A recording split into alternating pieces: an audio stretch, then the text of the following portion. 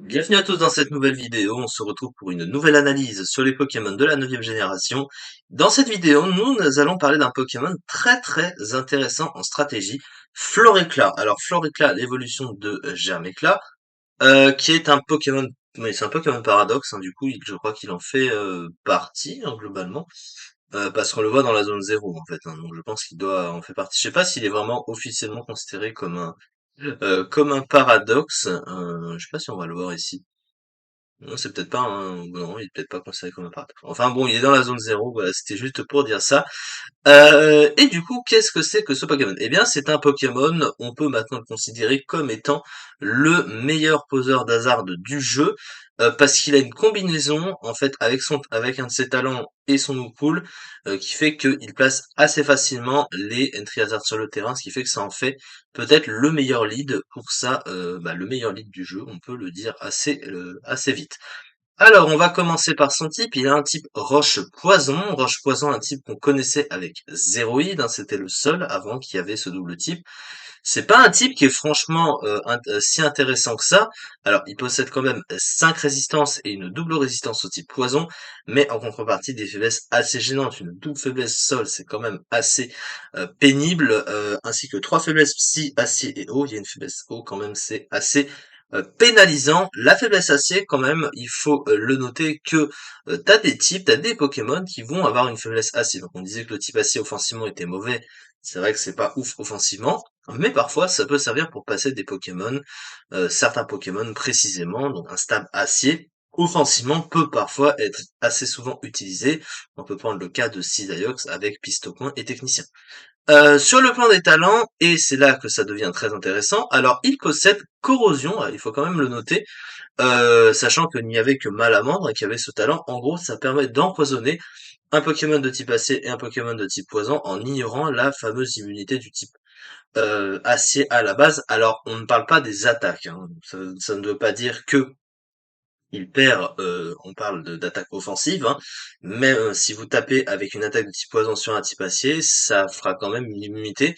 Par contre, vous pouvez infliger le statut de poison à un type acier si vous lâchez par exemple un toxique sur un type acier ou sur un type poison. Voilà, c'est juste la seule différence, mais je crois que ça ne prend pas en compte les attaques, hein. On va le regarder ici. Voilà, peut empoisonner les autres Pokémon, quel que soit leur type, il est sensible aux effets de l'arbre toxique, quel que soit son type. Mais c'est pas évidemment pas le talent le plus intéressant, vous voyez qu'il est pratiquement pas utilisé, puisque l'autre c'est Dépôt toxique qui pour un lead est 1000 fois mieux. En gros, quand il prend une capacité physique, il va répandre naturellement des pics toxiques.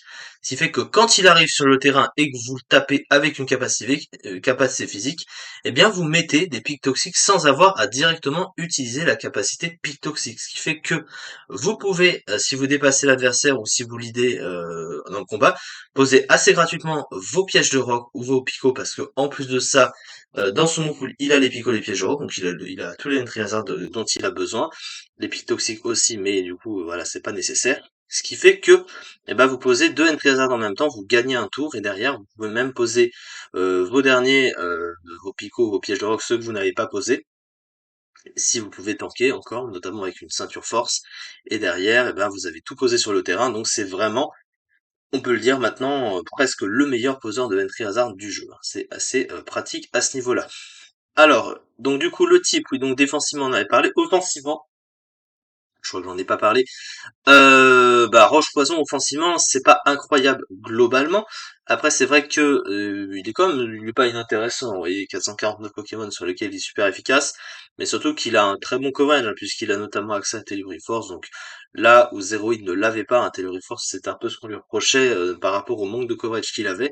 Mais il a une petite attaque seule, il a Force, donc c'est plutôt pas mal. Il a également une attaque signature qui s'appelle Toupie Éclat ou Mortal Spin, qui fait l'effet de tour rapide en un peu moins fort, même si c'est stabé, mais non seulement ça retire comme tour rapide du coup les entry hazards sur le terrain, mais en plus de ça, ça peut empoisonner le Pokémon adverse. Ça fait vraiment du double emploi, donc vraiment une très bonne capacité signature qu'il possède.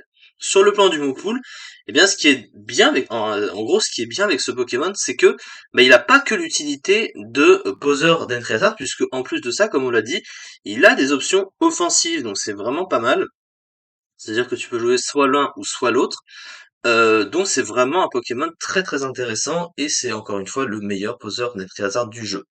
Et dans le classement, eh bien, c'est un très bon Pokémon. C'est un des meilleurs Pokémon de l'Overused. Il est 13e du classement, un peu plus de 16% du tiers.